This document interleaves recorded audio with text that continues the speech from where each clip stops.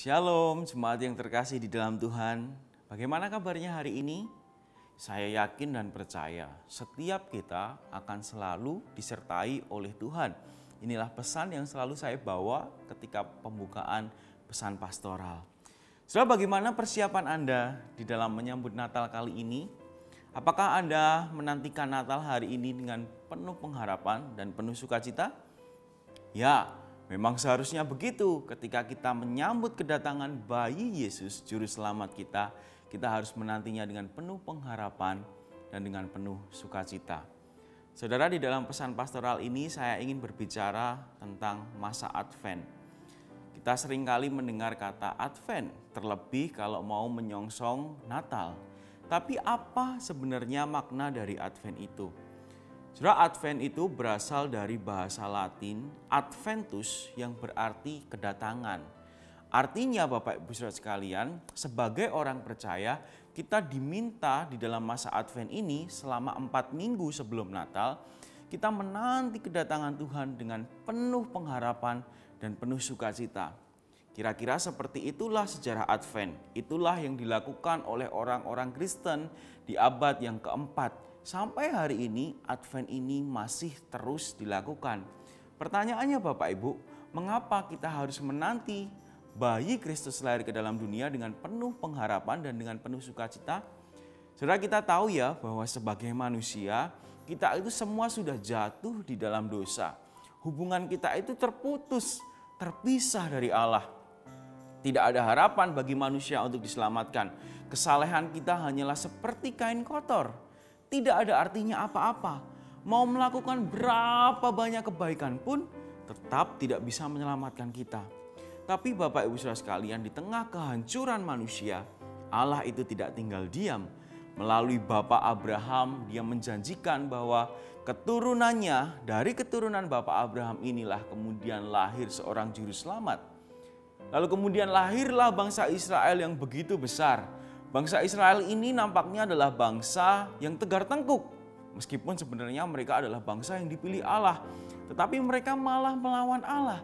Perlawanan itu dilakukan terus-menerus. Tetapi apakah di dalam perlawanan bangsa Israel ini janji Allah tentang kedatangan juru selamat itu gugur? Tidak, Bapak Ibu Saudara sekalian. Allah tetap setia dengan janjinya. Bangsa Israel menunggu dari waktu demi waktu kedatangan juru selamat. Dari hari ke hari menanti kedatangan juru selamat. Dari bulan ke bulan, dari tahun ke tahun, dari dekade ke dekade, bahkan selama ratusan tahun mereka menanti kedatangan juru selamat. Sampai satu titik di dalam Galatia 4 ayat 4 sampai ayat yang kelima dikatakan demikian. Tetapi setelah genap waktunya, maka Allah mengutus anaknya yang lahir dari seorang perempuan dan takluk kepada hukum Taurat. Ia diutus untuk menebus mereka yang takluk kepada hukum Taurat supaya kita diterima menjadi anak. Di sini dikatakan setelah Allah rasa telah genap waktunya, maka bayi Kristus itu lahir ke dalam dunia ini, bertumbuh menjadi seorang pemuda dan kemudian dia mati di atas kayu salib untuk menebus dosa kita manusia. Sejak hari itulah keselamatan bagi umat manusia itu dimungkinkan. Melalui penebusan dan melalui pengorbanan Kristus kita bisa diselamatkan. Saudara, pengharapan manusia itu sudah terbuka lebar. Hari ini kita semua adalah umat Tuhan yang sudah beriman kepada Yesus Kristus. Tentu kita sudah diselamatkan. Oleh sebab itu, untuk memperingati kelahiran bayi Yesus itu, kita harus mempersiapkan diri kita menanti dengan penuh pengharapan dan dengan penuh sukacita. Seperti seorang mempelai perempuan yang menantikan mempelai laki-lakinya, dia berdandan dengan begitu rupa, dia memakai gaun yang terbaik, dia memakai make up yang terbaik untuk menyambut kedatangan mempelainya. Demikianlah juga kita. Di masa Natal ini, mari kita sungguh-sungguh mempersiapkan hati kita, kita mempersiapkan diri kita mempersiapkan yang terbaik untuk menyambut kedatangan Kristus Yesus di dalam dunia.